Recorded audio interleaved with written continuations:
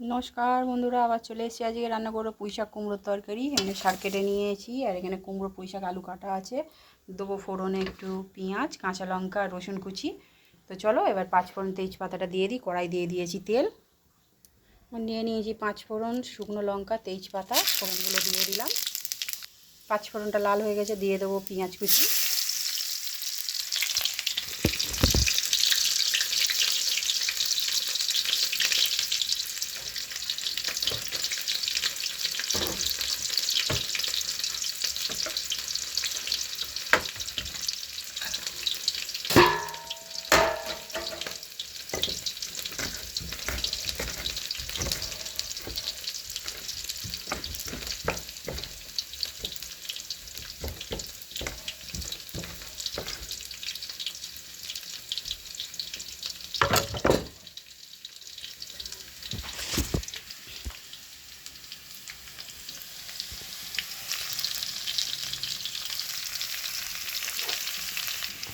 এবারে দেবো কুমড়ো পুঁইশাক, ভালো করে ভেজে নেব।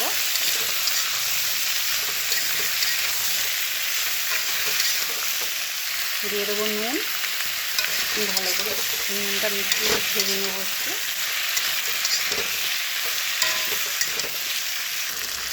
ধনে গুঁড়ো, জিরে গুঁড়ো, হলুদ গুঁড়ো, ভালো করে মশলাটা কষিয়ে নেব। দিয়ে লাস্টে যখন আমাদের ভালো করে শাক দিয়ে কষিয়ে নিয়েছি, এবার দিয়ে দেবো জল। অল্প করে জল দিয়ে দিয়েছি, এই জলটাতেই পুরো সিদ্ধ হয়ে যাবে তরকারিটা।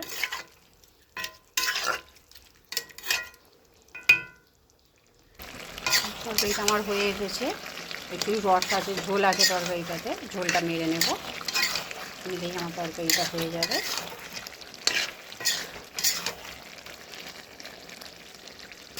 তরকারিটা আমার হয়ে এসেছে, এবারে একটু নেড়ে নেবো, নিয়ে লাভিয়ে নেব।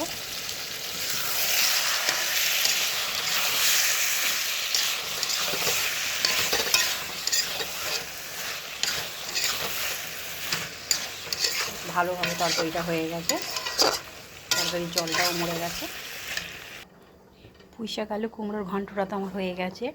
আর আমি যেরকমভাবে বানিয়েছি এরকমভাবে হয়তো সবাই বানায়, তো কেউ যদি না পারো তাহলে এরকমভাবে বানিয়ে খেয়ে দেখো, আর কেমন হয়েছে কমেন্ট করে জানাবেন।